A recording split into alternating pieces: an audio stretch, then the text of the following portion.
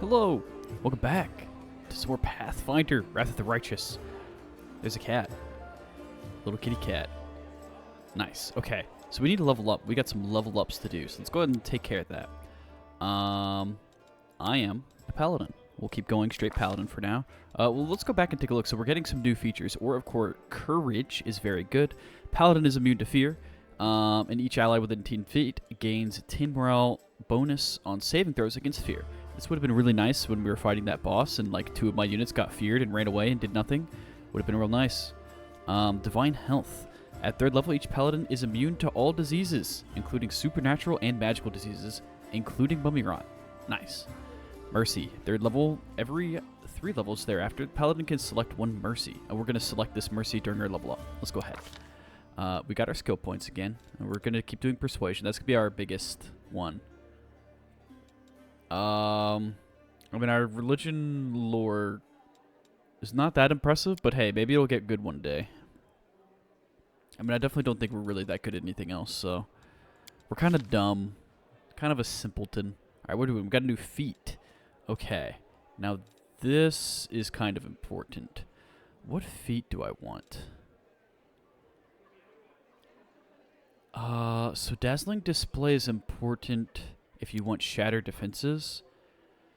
Your skill with the chosen weapon leaves opponents unable to defend themselves if you strike them when their defense is already compromised. But if any shaken, frightened, or panicked opponents you hit, this round is flat-footed to your attacks to the end of the next turn. So I think you're supposed to use that in combo with Cortigan Smash. Cortigan Smash means it's like power attack, but you make a intimidate check. Is that right? Can I get Cortigan Smash?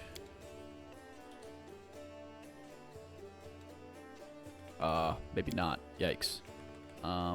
Smash. Cornugun. There we go. Cornugun Smash. So I have to have, 6 points in Persuasion. I'm working on it. Power attack, I already have. So I can get that not to level 7. It's a ways to go. Right? Because I need 6 points in Persuasion, which would be level 6, but I don't get a feat at level 6, so it'd be level 7. I get Cortigan Smash. And then let's read this again real quick. When you damage an opponent with a power attack, you may make an immediate Persuasion Intimidate check as a free action to attempt to demoralize. Okay. And then you combo that with what I was looking at before. No, not Blind Fight. Combo that with Shatter Defenses. Okay. Well, then let's go ahead and look up. How soon can I get Shatter Defenses? Current attack bonus 6. Okay, so base attack bonus 6. And you need Dazzling Display as well. That's not that hard to get.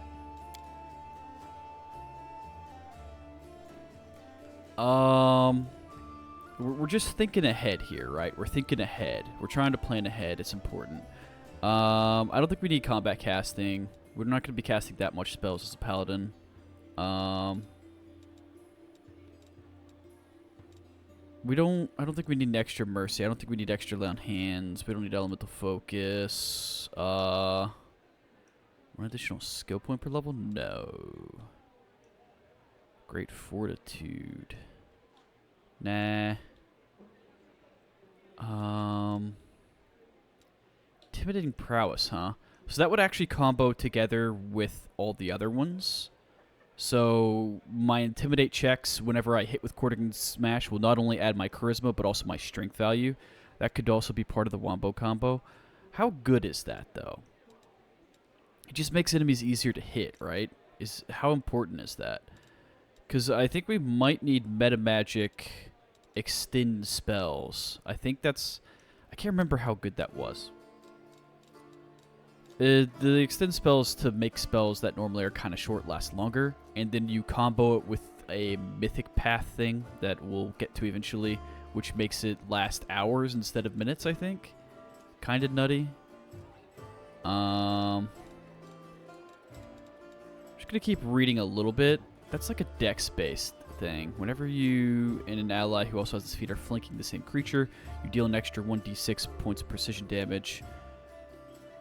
I mean, it's fine. I don't think we need that. Shield of Caster. Skill focus, no thanks. We're not going to be casting spells on people, so we're not going to need spell penetration. Sunder Armor. Let's read that real quick. This feat gives the character an ability to perform Sunder Armor combat maneuver. No, I don't usually rely on combat maneuvers, mostly because my brain is bad and stinky. I'm not going to remember to use them. Throw anything, huh? No, okay. So Cleave would be generically pretty good. I'm just not sure, right?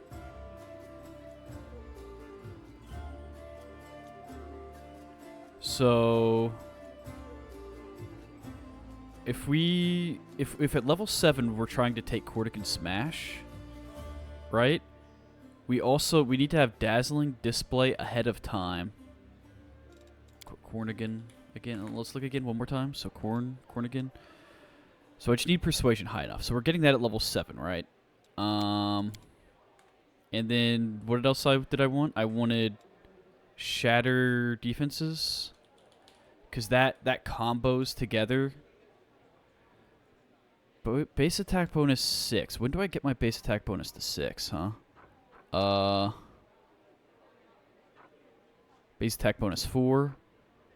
Base attack bonus 5. I guess it's just based on your level, huh? Base attack 6. So that means I'm not getting it until 9. Ooh. Till level 9, I wouldn't be able to have the full combo.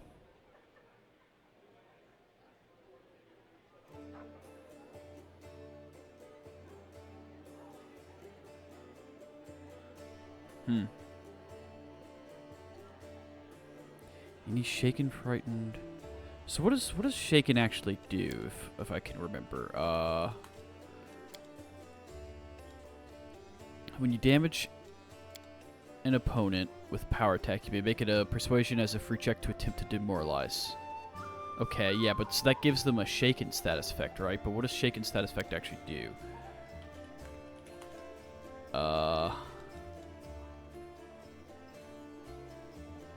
Does it tell me what Shaken does?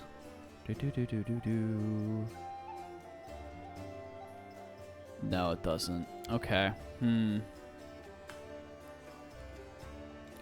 So Cleave is just a generically pretty nice thing. As a standard action, you can make a single attack with your full base attack bonus against the foe within reach. If you hit, you deal damage normally and can make a second attack against the foe adjacent. Just helps you kind of clean up enemies, right? So the only thing is, right, what am I doing for my Wombo combo late game? I think there's going to be a lot of enemies that are immune to, like, fear effects, and I think that includes Shaken, huh? I still think it's an interesting combo. I think for now, let's go ahead and take Cleave. We have one level in between being able to, like, combo stuff anyways. So let's take Cleave for now, and then we'll figure out later. You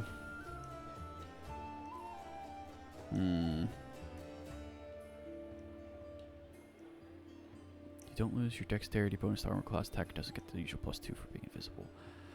I remember Blind Fight being really good in Pathfinder Kingmaker. Gaze attacks, huh? This might be important. I remember Blind Fight being, like, really important for being the immunity to gaze attacks being really important. But yeah, I can't remember if that was Pathfinder Kingmaker or if that was this Pathfinder.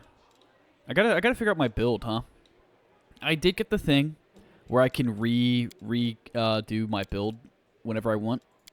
So we'll just take this for now. Okay, so here we get to pick our Mercy. So whenever a Paladin uses Lay on Hands to heal damage, the target is no longer fatigued. That's really good. I feel like I get fatigued pretty often.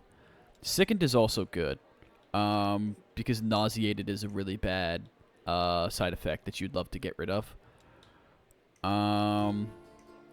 Shaken, Frightened, also not bad, but, like, so the Paladin's already immune to being frightened, and he gives his allies bonuses towards that, so I think we want to take probably Fatigue. And then my other paladin, maybe I take Sicken.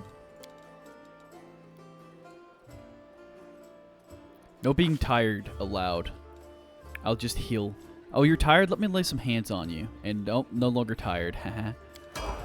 Alright, sick. How do I look at my other characters?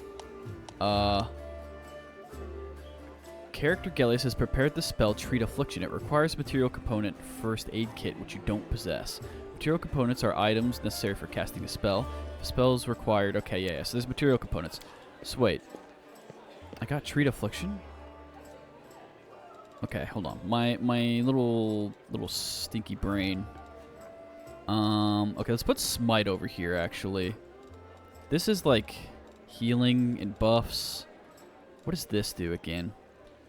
Breathe fire? Sure. Where do you see Treat Affliction, huh? It said I learned... Oh, right here. What is this? Nah, get that out of here. I will probably never use that, but I'll hold on to it for now. Okay, so Treat Affliction. First aid. I do have first aid kits. The game lied to me. To treat an affliction means to tend... But I guess we can put that over here. Okay. Cool. I think we're good. Now, how do I select my other characters to level them up?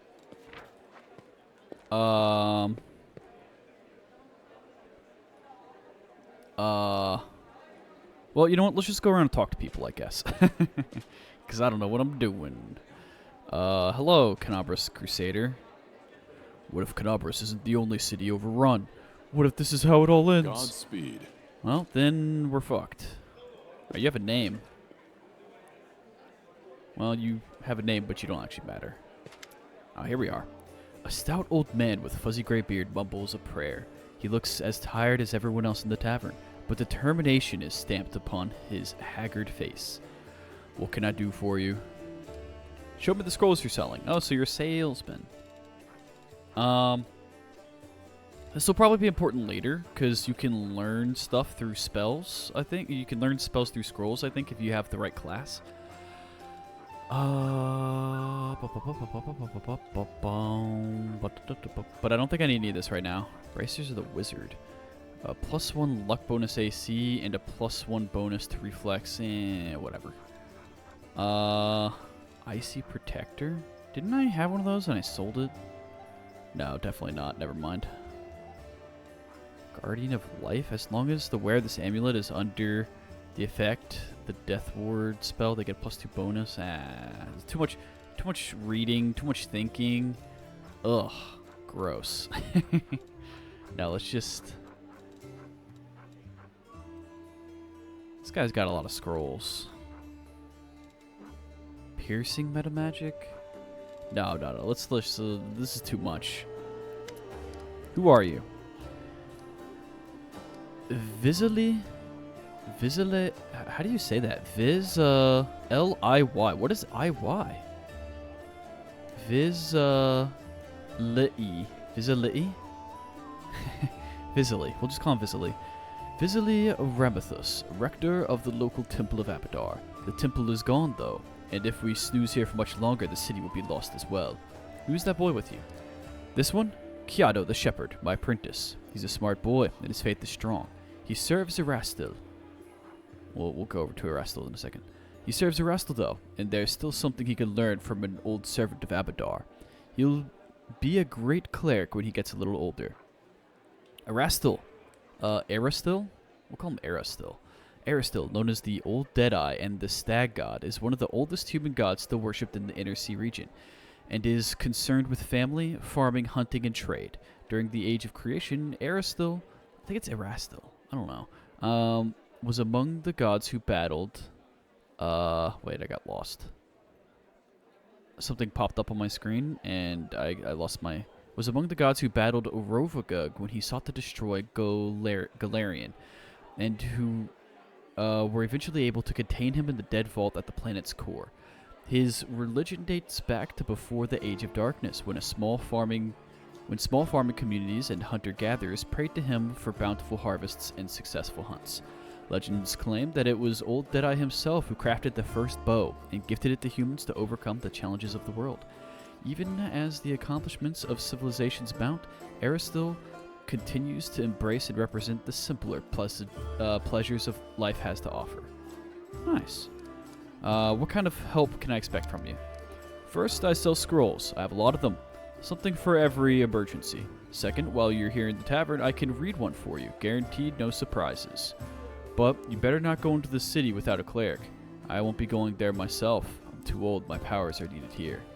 So I assume that means you can use him to, like, read a scroll and cast a spell that you couldn't normally cast. So these are just survivors. There's land over here. Oh, man. Alright, we're going to have a lot of dialogue this episode. So if you don't want to, you know, get to know the characters at all, you just want to see combat, then unlucky. Here for a chat? I've been waiting for you to come and see what strange beast you've taken into your party. I'd like to know more about you. Let me guess. Your first question is, can you wear a hat with your one horn? Am I right? You speak common much better than the rest of your tribe. Funnily enough, common isn't all that common underground. But your observation is correct. I used to live on the surface with my parents for a while. We had a chance to learn a couple of things, the language, and the fact that every peasant who sees my scaly mug screams demon and runs away. I don't know if you're interested, but my mom wasn't from the underground tribe. She was a smuggler, the kind that used the dungeons of Canabras to secretly move and store goods. One time, two gangs couldn't agree on how to share a prime cut, got into a fight, and the winner threw the loser down a hole, dead and living alike. My dad went to check if the corpses had anything useful on them, and he found a girl from the surface, barely clinging to life. An incredible feeling sparked between them. Or maybe the girl just liked men with scales and a cat nose. That might be it. One way or another, he got her back on her feet, and he later even left his home caves. She left her smuggling behind, and they began an honest life together. That's the delightful story of how old land came to the world. The next chapter, however, my family and I never stayed in one place for long. We lived sometimes on the surface, sometimes underground. We couldn't find a place to call home. Living in the caves was hard on Mom. My dad's appearance raised too many questions in Mindev. They're at war against the demons, after all. In the end, my parents decided to stop making each other miserable and separated. My father and I returned to our tribe. I think the peasants screaming demon had something to do with it. Or maybe Dad just couldn't stand life without rat tail soup. I wouldn't rule out the possibility. Did you come with me so you could see the surface again? No, that wasn't it. I just don't have much patience for certain type of creatures. Demons, I mean. If they want to destroy Canabras, I'll be on the side of the people they're attacking. Len, you're my companion, and companions should trust each other. I'm counting on you to give me an honest answer, not excuses. I guess you're right. I shouldn't have been so evasive. It's just that some things are hard to talk about. My family, for example. My birth, hell take me, turned out to be a great misfortune for my parents, all because I'm relatively healthy. I'm the best thing that can come from a marriage between cave-dwelling mongrel and anyone from the surface. A healthy child with the right number of hands and feet, no apparent defects, no missing organs or other problems. They saw hope in me, so risked having more children. They thought it would somehow be alright. I could have had 4 brothers. The first was born 2 years after me and died 3 years later. He didn't have a nose. Nothing even remotely resembling one. He could only breathe through his mouth. Mom and Dad were afraid to take their eyes off him for fear he'd choke and suffocate on something. But in the end, it was his weak heart that killed him. Then there was another pregnancy and birth. I pretended to be sleeping, but snuck out of my bedroom and listened under the door. All those hours. It was very strange, but I never heard the newborn screaming. Mom moaning, yes, the priests praying, and I dared to open the door a little to look inside. The priest stood there very pale. One of them was holding something, a small object that fit in his palm. He asked, "Do you know what this is?" The other said, "I think it's a head." Oof. Oof. I'll say please go on. It turned out that this time Mom was expecting triplets. The first of the babies was born in pieces. The other two didn't long enough to draw their first breath. About 2 weeks later, my father took me to the caves. He didn't want to leave. I could see it in his face, but I think Mom and he decided it together. The curse my people have carried since the first crusade stood between them. Not to mention the 4 dead babies. And old age was rapidly taking its toll on my father. After we returned to the cave, he only lived another 4 years. So the mongrels have like expedited lifespans, shorter lifespans than normal humans. So if you're asking me why I decided to go up with you to the surface and join the Crusades, well, the answer is I've always wanted to. I was afraid to leave my tribe, but it always haunted me that I'd die in a world where 4 Crusades could do nothing to stop the beasts from the abyss, and the number of victims kept growing. I want to change that, or at least try to. And if changing things is too much to ask, then at least a little revenge. The ones who were behind the world wound owe me a great debt. The lives of 4 brothers, all my mother's tears, my father's broken heart, it's a lot. It's so much that killing a couple demons won't do it for me. I want to do something real. I'm ready to pay any price. Call it my personal crusade if you like. I used to think that things would go better if I'd never been born. But now I think I was born for this, to settle the score. Why didn't you go up and join the Crusades before? I couldn't just abandon my tribe. I'm their best hunter. They'll have it much harder without me. But now that the demons have nearly destroyed Canabras, the caves almost collapse on our heads. Sitting there and waiting it out just wasn't an option anymore. Anyway, I'm much more useful here than I am down there. Plus, the chief let me go, which means my debt to the tribe has been paid. Would you like to find your mother? No. The word flies from Land's mouth faster than an arrow. Then after a pause, he continues, I don't want to meet her. Not because I feel any resentment. It's just that she's a half-elf. She's barely got her first gray hair, and I'll be a ramshackled old man. She's buried enough children. There's no need to make her witness the death of another one. I hope you understand. I'm very sorry. Truly. Well, then I'm very lucky. I met someone who not only helped me choose the right path, but has also happened to listen to my whining. Your parents' love didn't survive hardship, but that doesn't mean the same thing will happen to you. What if you find true love, someone who won't leave you no matter what? And break my beloved's heart when I die in her arms 5 years later? That's a fine thing to do to the person you love. Then again, there's a chance I'll inspire some tragic bard to write a tearful ballad. Thanks for sharing, Lan. Thanks for listening. Mongols have short lifespans, but you don't look like you're getting old or dying. How old are you? I'm as old as I look, no surprises there. But remember Sol? He's 10 years older than me.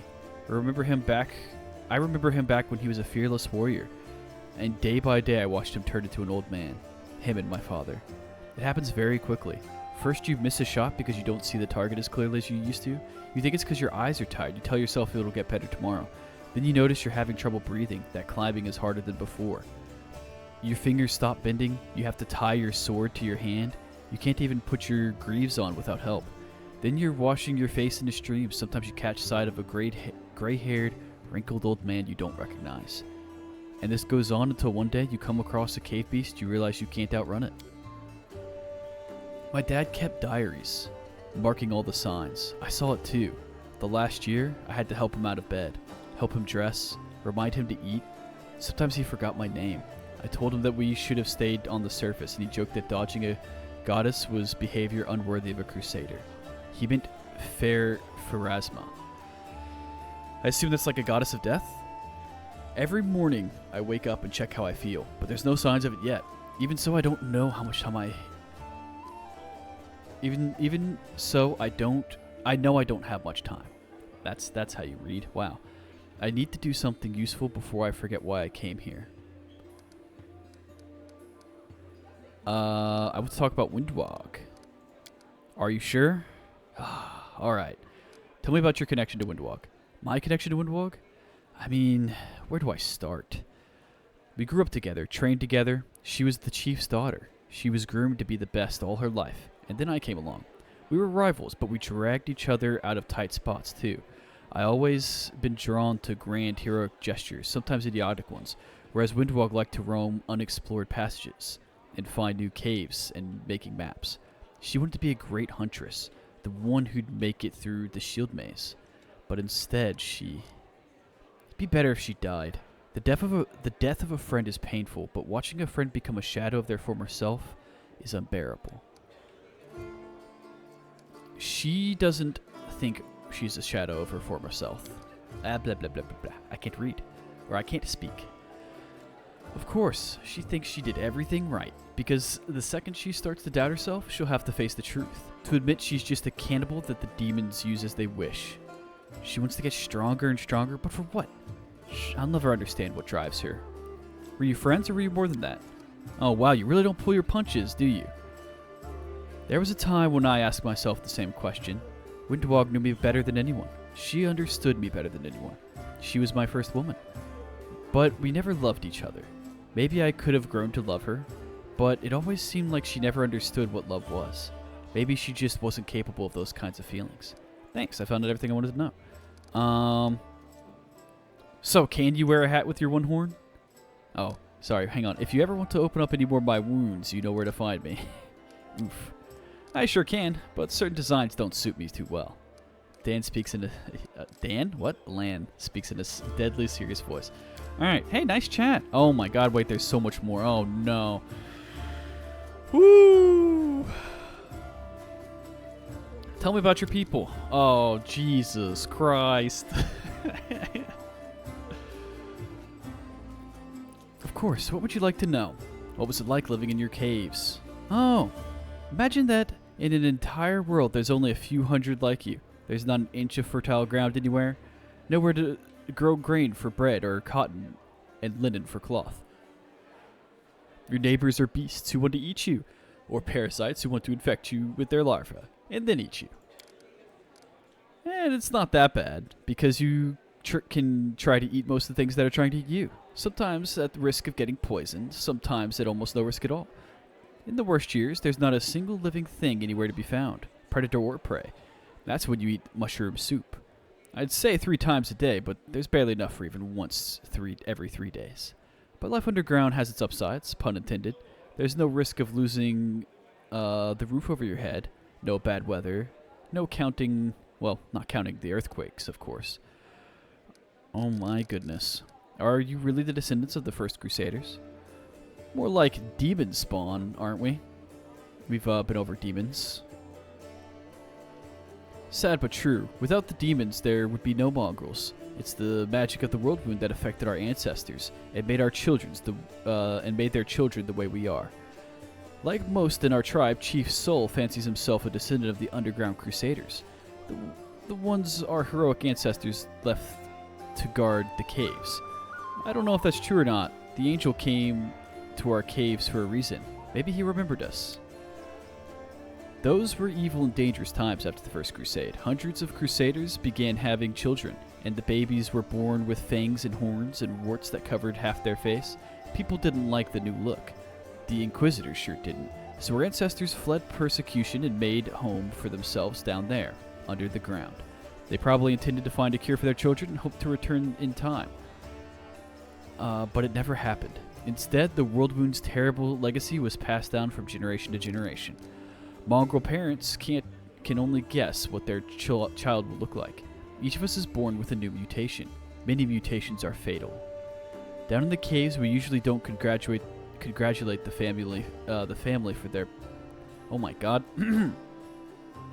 Down in the caves, we usually don't congratulate the family for the birth of a child until they turn at least 3. Most don't even get a name before that. There's no point. Oof. It hasn't been that long since the First Crusade. Why do you know so little about your ancestors? Our lives are so much shorter than the Uplanders. Up here, only a few generations have passed, and many still live who remember old Sarkoris as it stood untouched by the demons. Sarkoris was... Yeah, that was the like barbarian tribe kingdom that was there before the World Wound opened up and it got taken over by demons. Queen Galfrey, for example. But where we live, Mongols start getting old much faster, getting old much earlier than humans, much faster and with more devastating consequences. Few live past 40, and fewer still live long enough and fewer still live long enough to die of old age. Hunger, disease, and monsters from the deep are more effective killers than time. So for us, the story of the First Crusade is a legend that happened generations ago. There's no living witnesses. We have a tale of the wise and great ancestors who left us to stand guard in the catacombs, but in reality I suspect they were desperate wretches who couldn't figure out how to dispel the demonic plague, and who were abandoned by their own kind. Wow. Do you have a way to tell day and night? You can't see the sun in your caves. Every mongrel settlement has a big gong, which we treat like a relic. The gong keeper hits it twice a day to mark the beginning and the end, but the custom doesn't keep time very precisely. Every mongrel child has snuck up to the gong to strike it at the wrong time at least once, just out of pure mischief. Nothing could keep me away from it. Not even the fact that I only have one ear, which means I would take double the punishment once I was caught. So sometimes the wrong strike gets mixed up in the right ones, and the tribe can find itself jumping up to greet the morning in the middle of the night. Do mongrel tribes fight each other? There were some skirmishes, and I've been forced to kill my kinfolk before too. Fights most often break out over food. We have laws in the caves, written and unwritten rules that we follow. We respect one another's right to live, but hunger, it can push a person over the edge. I've never, you can count on that, stolen someone else's kill, but I can understand those of my kin who tried. To hear your kids begging for food and not be able to feed them is terrifying. You're the only member of the Nethholm tribe that you're the only member of the Nethholm tribe to call your people mongrels. Why is that? Because all of Galarian calls us that? I don't see the point of all this hemming and hawing over what we're called. Anyone who finds it offensive or takes issue with it can lead the charge against the name. No one's stopping them. But personally, I'm not going to pick a fight over something as unimportant as a name. Thank you. I found out everything I wanted to know. It's nice to know my ramblings seem useful to someone. What do you think of life on the surface? Must be very different from life underground. Of course. As far as living conditions, the surface is definitely a better place to be. It's easier to get good food and water, not to mention build a house, and even grow a few things. In older, well-established settlements, you don't have to deal with anything scarier than rats, maybe even foxes stealing chickens. As for the kind of lives you have, I heard a story about demon worshippers abducting a whole family and sacrificing them one by one while the others watched. But there were some brave Crusader knights nearby, and they killed the villains and saved everyone. And I heard another story. A young blacksmith lost his arm in a fire. Couldn't work to feed his wife and baby. They tried their best and lived from hand to mouth, but they were still destitute. In the end, the desperate blacksmith robbed the traveler one night on the road, but there was some brave Crusader knights nearby, and they caught the robber and threw him in prison. Not long after, the wife smothered their baby and hanged herself. That's interesting. What do you call that? Paradox? Is that a paradox? It's contrast, I guess. Interesting contrast about the brave Crusader knights. Up here, the same person can proudly say he's protecting the innocent from demons, and then look the other way while the same innocent starves just because they were born into a poor family. Queen Galfrey prolongs her life with sun orchid elixirs that cost enough to feed an entire city. Back in our caves, everyone is equally poor, and if one person starves, the whole tribe starves. We don't abandon our own in times of trouble. That's the power of a tribe. The laws of the surface are made so that some get everything and others get nothing. I might just be a naive fool from the caves, but I don't understand how it's possible to have so much more and share so much less. Anyway, look who I'm talking to. You know life on the surface as much as I do. So, my options. I'd never leave a needy person in trouble. I've been given more than most, which means I'm now more able to help others. Or, we're in a struggle for our very own survival against the abyss. This is no time to up in society in quest for fairness. Oh yes, I have a few questions about our feckless aristocracy? Aristocracy? How do you pronounce that? Aristocracy. I've read that word so many times and I've never had to say it out loud. Aristocracy, I think, is correct. Stop whining. I clawed my own way up, and anyone who can do the same is just... Oh, and anyone who can't do the same is just lazy or weak. That's definitely not the right answer. I didn't choose the family I was born into. I just live with what I've got. No, I definitely think it's good. Here. Between these two, I would definitely choose the good option. I've never... Based on my character. That's what I'm going for my character. He's definitely... He's lawful good, but he's definitely more good than lawful, if that makes sense.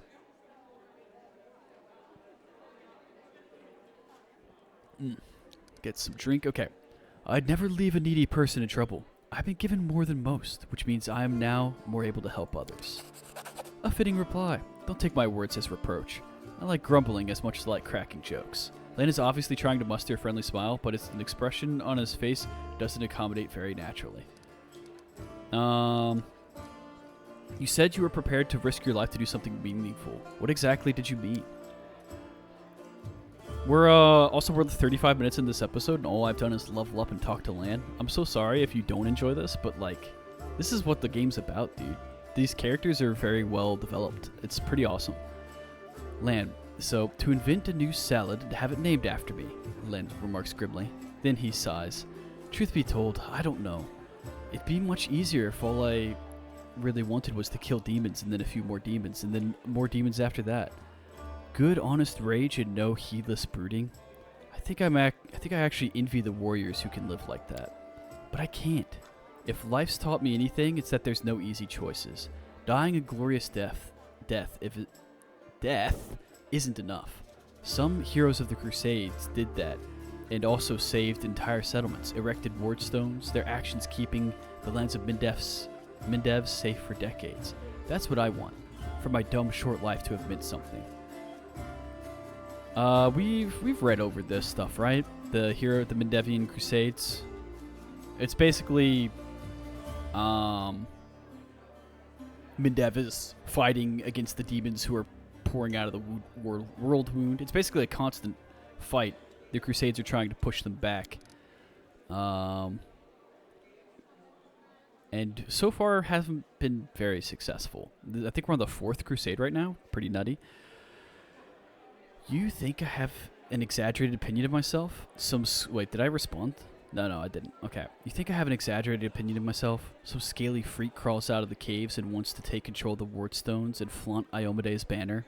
Any fool can charge the front lines of the demon armies and die there. But what good will that do? I want something meaningful, you know? Even if I have to pay the highest price. Especially if I have to pay it. There are plenty of worthier people who need to survive this war and tell everyone else what nutcases we were. Thank you for your answers so long. Alright, we've did it. We've done it. We did a full chat with one character. Who are you? In Dada, an imposing young Ored, is surrounded by a crowd of crusaders who are hanging on to her every word. I hope this example clearly illustrates the difference between Jistka legionnaires from the last war and the crusaders.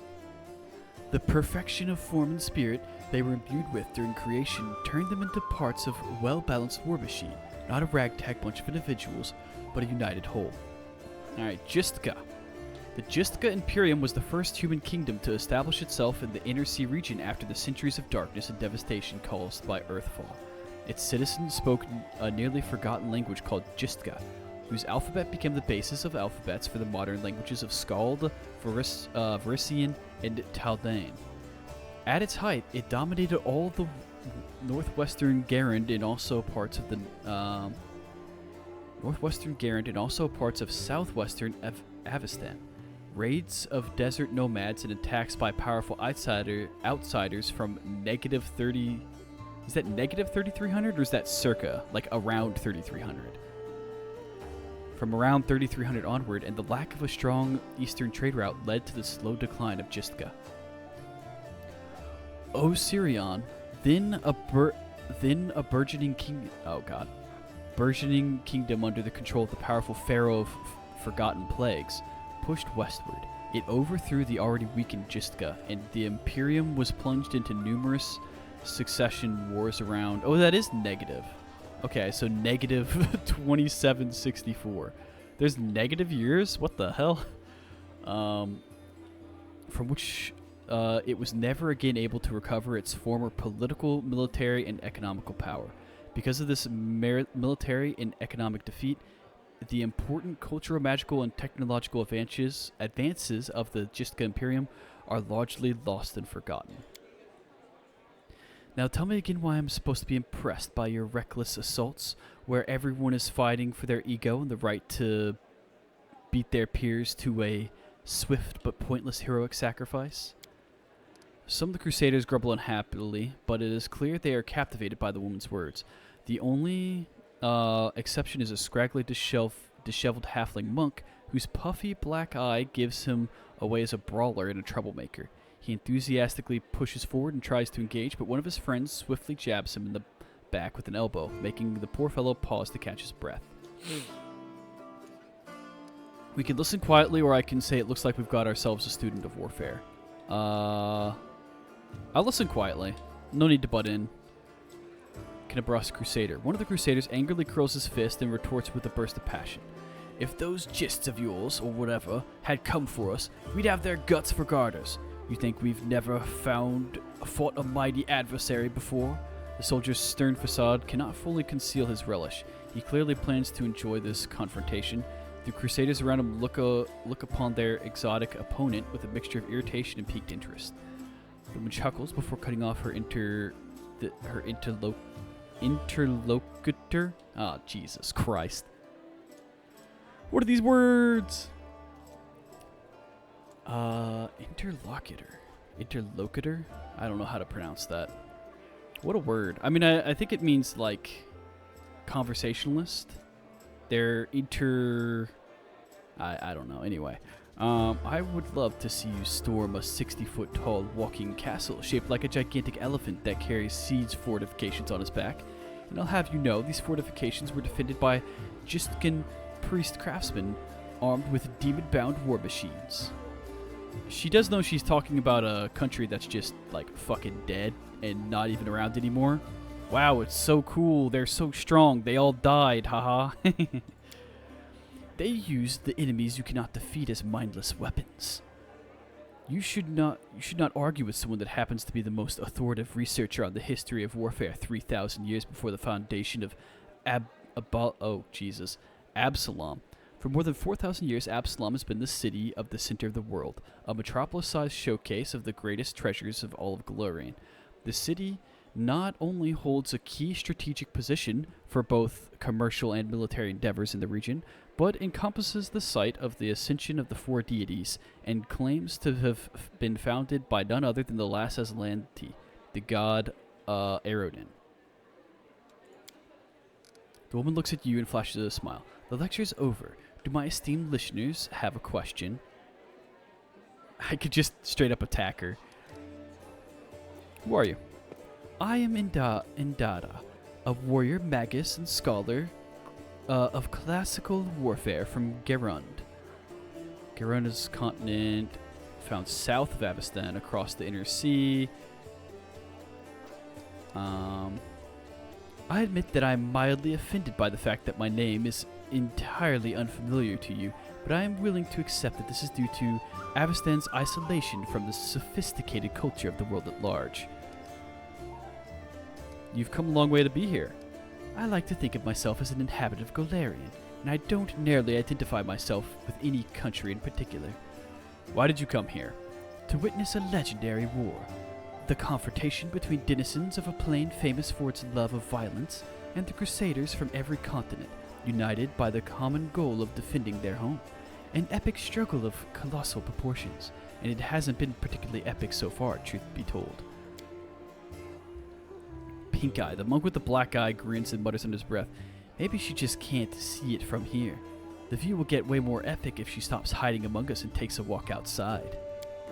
The woman smiles contemptuously. She does not deem the monk's words worthy of comment.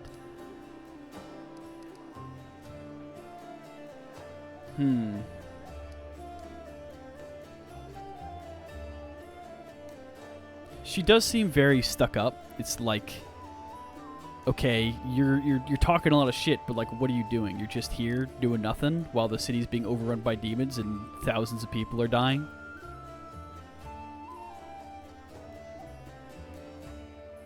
I'm gonna stand up for my Crusaders. I disagree. The Crusaders are doing a commendable job at resisting. Well, are they actually? Looks like you know more about warfare than any of us. Sure, I'll be a little bit snarky. Oh, am I hearing things, or did someone finally acknowledge my competence in the art of warfare? No, I was being sarcastic. Have you ever heard of sarcasm? Perhaps there's a sufficiently open-minded person among the Crusaders after all. I find myself pleasantly survived. Why don't you join the Crusaders and show them how fighting should be done? No, I'm a historian, an analyst, a theorist. Do you know what the 3 words have in common? They describe a mortal woman who does not participate in the conflict upon which her thesis will be founded. But then again, I will hardly be able to describe this mess as anything other than a feeble likeness of the last war of Gistka. Oh, okay, now she's just being an annoying bitch. The more dangerous upcoming scuffle is, the more motivated we are to find a clever and petty words to justify not actually doing the fighting. What is this last war that you mentioned? The last war of Gistka, of course, a large-scale conflict that took place 3,000 years before the foundation of Absalom. It was a war against Osidian, Pharaoh of Forgotten Plagues. The war that ended the legendary Gistka Imperium, an epic struggle that becomes the most vibrant page in a military history. Alas, all conflicts that follow it were but a pale shadow, including the one I'm witnessing here. Why do you find the Last War of Gistka so inspiring? Imagine legions of golems imbued with extraplanar spirits marching into battle. Imagine flying cities that swoop out of the clouds like terrifying monstrous birds of prey to drop forces on top of enemy castles. Picture gigantic mechanisms powered by captive and very angry demons and devils. Imagine standing in the warpath of walking citadels, or having to cover your ears to block the sound of cannons loaded with shrieking elementals. Finally, imagine the ultimate weapon that defeated the Gistka, the deadly night plague. This affliction was an attack dog, a trained epidemic, a tamed pestilence, striking only those who its master wanted to kill. Imagine all these terrors, and understand that no flight of fancy can come close to the horror of nightmares they made real. How do you know so much about the last Gistka War? I can say without false modesty that there's no more authoritative researcher on Galarian when it comes to the history of warfare 3,000 years before the foundation of Absalom. Dedicated my whole life to the subject. I personally visited old battlefields, studied most mysteries and forbidden archives containing chronicles of the ancient wars, sometimes risking my life in the process. I saw a fallen sky city of the Shori Empire with my own eyes. I ripped out the control crystal from the Exterminator-class combat golem that guarded a Gistka library with my own hands. These fingers held the glass flask that the servants of the Pharaoh of Forgotten Plagues used to create the first generation of pestilence that devastated the Gistka Imperium. How do I know so much? I saw and touched everything I'm telling you about. Okay. I mean, I'm going to go ahead and say you're wrong to treat the Crusaders with such disdain. Allow me to explain. A debate. Oh, I'm happy to prove the current conflict can't hold a candle. Very well. The last war of Gistka was waged using significantly greater number of troops. Both sides actively relied on reinforcements from allied planes. Their strategic planning was perfect, though no fewer than 7 rounds of intensive design. None of the above applies to that war of yours. Compared to Gistka, we're but some club-wielding kobolds. I would like to conclude my thesis with a few words of wise counsel from Dagon, the advisor of the Pharaoh of Forgotten Plagues. I doubt you will comprehend the true genius of his statement, but here it is nevertheless. A gadfly sees the ox pays no heed to the gadfly, but crimson fever takes them both. So I can do diplomacy, which I'm really good at, or I can do knowledge world, or I can just beat her up. Do diplomacy. The events of the past are shrouded in legend, but the fate of the world is being decided here and now. This is what you fail to grasp. The earnestness of the faces of those around you has taken away Indada's panache, encouraging her to backtrack and stumble over her words. Of course, I'm not trying to diminish the importance of the current events. What I'm trying to say is that from the standpoint of history, and particularly the history of warfare, the true importance of these developments won't be obvious until a later time. As a scholar, I cannot deny that there is certain truth behind your skeptical statements. History is a complex discipline rooted... Okay, we got it.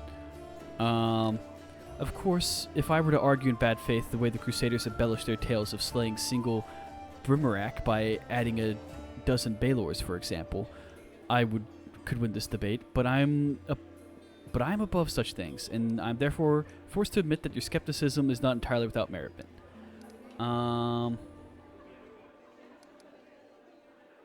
So I can give them the easy way out. I could be an asshole, or I can ask her if she changed her mind about joining the Crusades. Sure, let's ask. I don't see the point. You Crusaders appear to be quite confident in your skills. If nothing else, you've presented your arguments to me with extreme confidence. She handed me a weapon. Is a worthy blade. It will be of use not only for the strong, but also for the wise. And this is where I bid you farewell. Before the end of the day, I was planning to observe how winged demons use pack tactics to dive their prey like herds of livestock. It's time I get back to my research. A hint of smile graces when she sees disappointment in the eyes of any Crusaders around here. Stay safe. What a strange character, but I think I did something. I mean, I got an item, huh? The Claw of Jistka, a short sword. Oh, it's a +1 short sword with 1d6 fire damage. Interesting. I don't think I need that for anyone right now, but I have it. Pink Eye. Sela. Okay, I really don't want to have to do any more super long dialogue.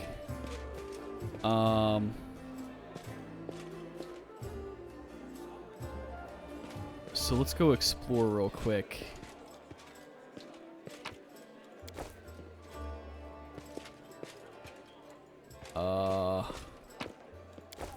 Okay, hold on. Thorn Autumn Haze. I remember you being something. A tall, fragile-looking elf sits in front of you, eyes closed. He's pale as a ghost, and his arm is wrapped in a blood-stained bandage. You spot other bandages on his arm under his clothes, but even in such a miserable state, he manages to keep calm. Raising his eyes to meet yours, he says faintly, "I am Thorn Autumn Haze, at your service." His pale lips reddened by blood, but you see no signs of pain or fear in his eyes. "Do you need help?" "I do not trouble..." Oh, after giving you a cold, intense look, he shakes his head. "Do not trouble yourself on my behalf. A local healer tended to me.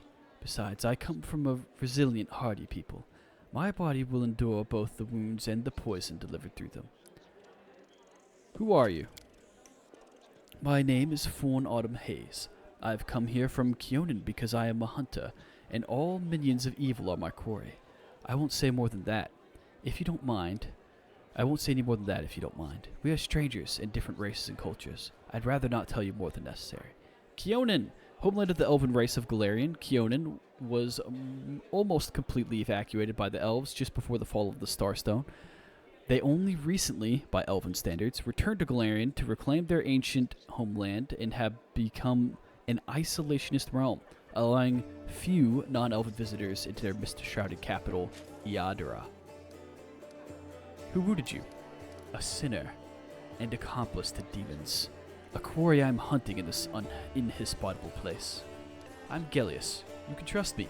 I might be able to help you."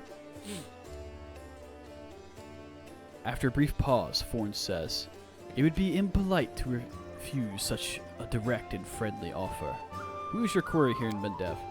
"I was hunting a fugitive, a Descadite by the name of Kaelessa. It pains me to admit that there are heinous malefactors such as her among my noble kind. I managed to catch up to her in Canabras, and I wounded her. The demons appeared, and the city was engulfed in flames.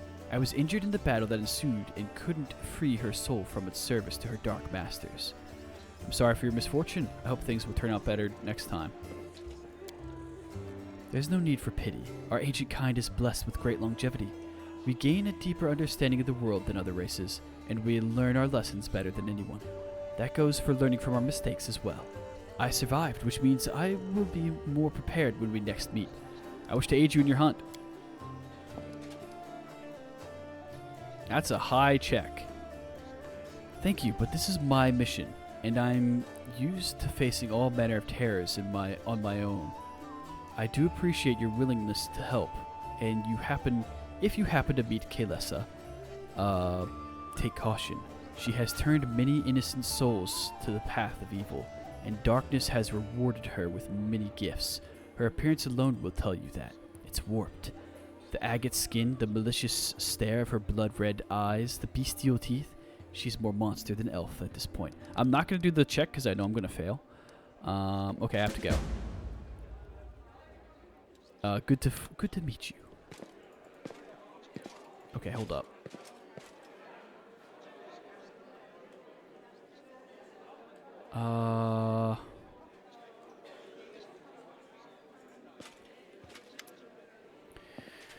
Jurnau, a young woman in well-worn traveling clothes and simple wooden symbol of Aristil on his chest. A young man. What? Did I say woman? Guys, I'm losing it. An hour straight of reading. I actually read a lot. It's different reading out loud. I don't know. My brain just blip blip blip blip. Mouth don't work. Of Aristil on his chest, efficiently cutting a linen robe into strips to use as bandages. Despite his visible exhaustion, he works with zeal, singing some tune about red braids and ripe sheaves of wheat under his breath. He raises his warm, chestnut-colored eyes to you. Are you one of the Crusaders? Thank you for defending those of us whose talents lie off the battlefield. I'm Jurnau, servant of Aristil. Pleased to meet you. Aristil, also known... Oh yeah, that's the god of the hunt, basically. Also farmers, that kind of stuff. What are you doing? I only took my holy orders recently, so my god has only bestowed a little of his power to me as yet. I'm sorry to say that a number of wounded fighters in this tavern are far beyond my power to heal. But there's a reason people say have faith in the gods, but look to yourself. Oh, hang on. Ooh, I had a burp. There's a reason people say have faith in the gods, but look to yourself first. I may be able to help the wounded with magic. I may not be able to help the wounded with magic, but I can at least cut up bandages. Are you from around here? No, I was just passing through Canabras. I was sailing down that old man of ours, the Great Selin River, to a village by the name of Chili Creek. I happened to land in this city on the eve of the festival, and I'm ashamed to say that I decided to stay for a day to enjoy myself, but I ended up staying in the city longer than I'd bargained for. Chili Creek, where's that? It's a small fishing village. It's not even marked on some maps, but people do live there. What they don't have is a priest. They have no one to heal their wounds, no one to offer prayers for a good catch, no one to give their dead a dignified burial, and the world wounds a stone throw away. So I will be setting sail for Chili Creek to serve my god and my people. Once we've held Canabras, I'll be going there. If by the grace of the good gods we all survive this, you should come and visit me sometime. You'll find the village here on the bank of the river. Aren't you a young and inexperienced cleric afraid to go to the board of the world wound? I won't lie, I am afraid, but what can I do? Those villagers are simple people, like you and me. Every day of their short lives is spent doing hard, honest work. That's exactly the kind of life I want. Something simple but meaningful. If I had centuries ahead of me, like the elves and other races, I might have spared some 50 years or so to travel the world. Or maybe even 100. Why not? But I don't have time to spare. I want to spend my short life in the place where I'm needed most, even if it's dangerous. Especially if it's dangerous. I could use the help of a cleric. I lied. Aristil knows I'd be glad to help you, but it's no use. My spells are depleted and I have no training in potion or scrolls. See this robe I'm cutting up for bandages? It's the second to last one. Have to go. We march ahead. Okay. Anything else around here? Doesn't look like it. So I've spoke with pretty much everyone. Let's go down here to the basement, see what's in here. Guards. A person. Oh, okay, hang on, cutscene. Surrender thy soul, Delvin. Iomedae, protect us. Got you again. How many times is that today? Take your jokes and shove 'em, tiefling. Whoa there, easy, chief. Don't hit me. What's going on here, Delvin? Go ahead. Just don't take too long, though. I stand ready. Well, I mean, I'm not going to take the shield. We'll take this garbage, though.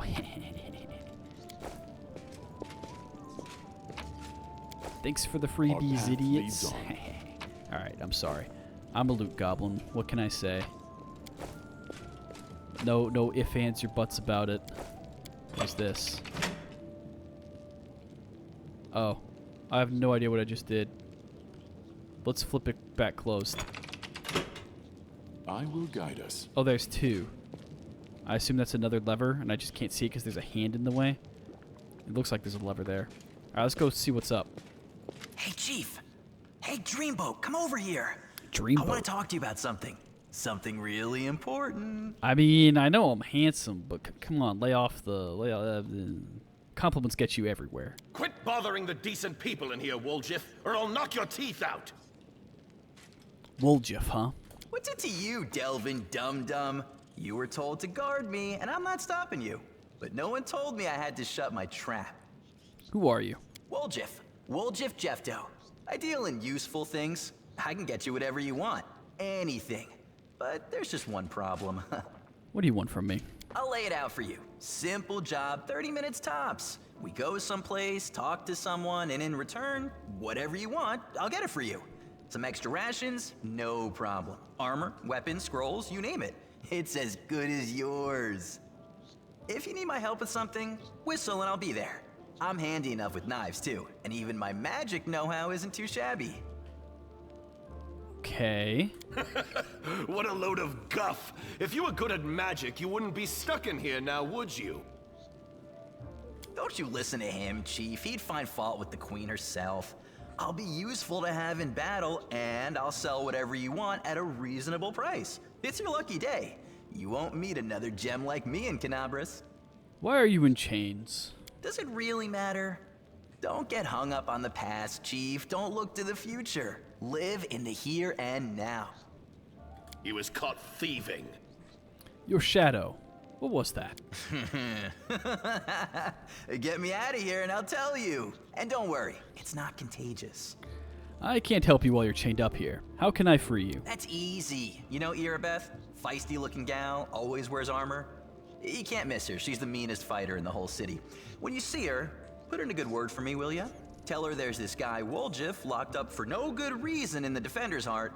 Well, for the follies of his youth. And he really wants to get out on bail so he can keep up his good behavior and make a contribution to society. You got that? Will you do it? Alright, I'll talk to Irabeth about your situation. I knew I could count on you. Knew it the moment I laid eyes on you. We'll talk later. Alright. We got Godspeed. a interesting character down here. I don't...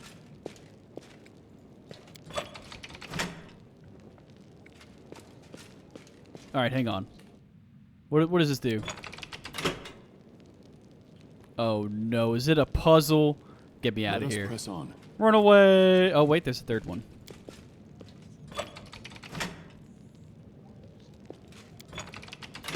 Alright, hold up. They're all currently facing up, right? Maybe the two with torches should face up and the one without a torch should face down?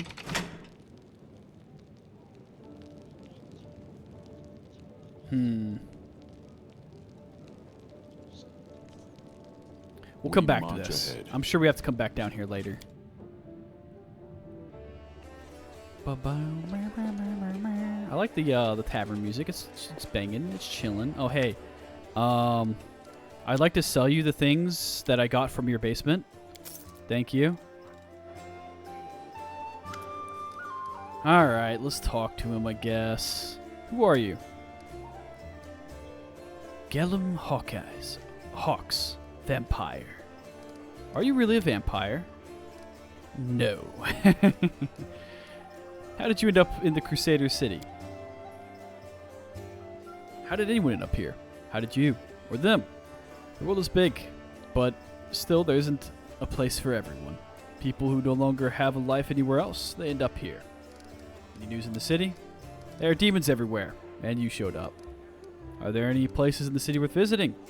If you mean places normal people usually stay well away from, There are plenty, like the Pitaxian wine cellar. That's too much reading. It once belonged to a Pitaxian trading house. Then King Iroveti came to power in Pitax, and property started changing hands. Soon after, the cellar shop assistant was found in a ditch. Not all of them, mind, just his head. The Numerian gangsters had taken possession of the place. They wanted to sell something stronger than wine on the street. They ended up on the gallows.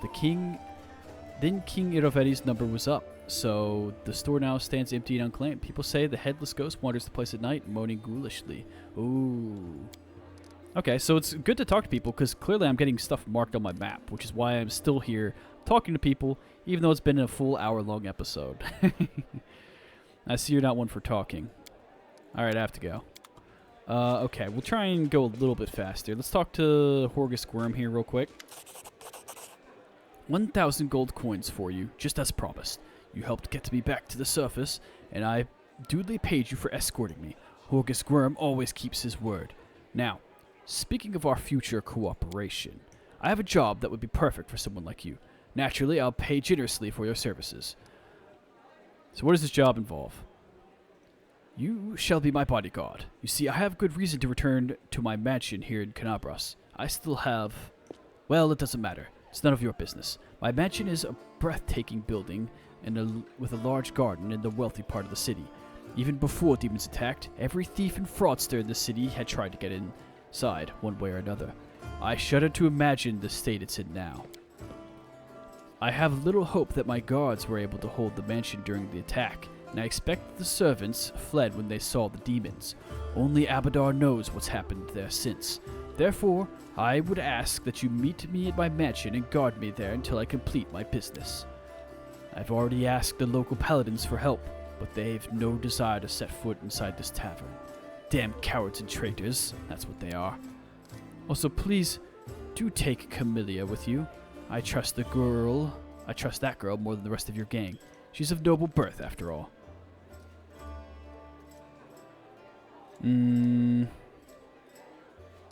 Sure. Marvelous, most excellent. I'll proceed to my mansion at once and wait for you there. Meanwhile, you needn't worry. I know the city like the back of my hand. But do hurry, unless you want me to lower your reward. Okay. We've completed a quest and got a new one, Pog. So I'm supposed to talk to Staunton Vane. Oh my goodness, there's just so much. Our path leads on. So we need to talk to Irabeth, we need to talk to Staunton. We're probably not going to talk to Camellia right now. Just too many people to talk to. Maybe we'll go talk to Anevia again. But for now, we're just going to go ahead and wrap up this episode. It's been going for a hot minute. And yeah, so a little bit more talking, and then we're going to set out on our way. Also, we need to level up our party members. We'll be doing that shortly, hopefully, as well. But hey, have a good one. I hope you enjoyed all the lore, all the story building. This place is very interesting. Have a good one. Bye-bye. Wait, I have this twice. That's awkward. Okay, bye.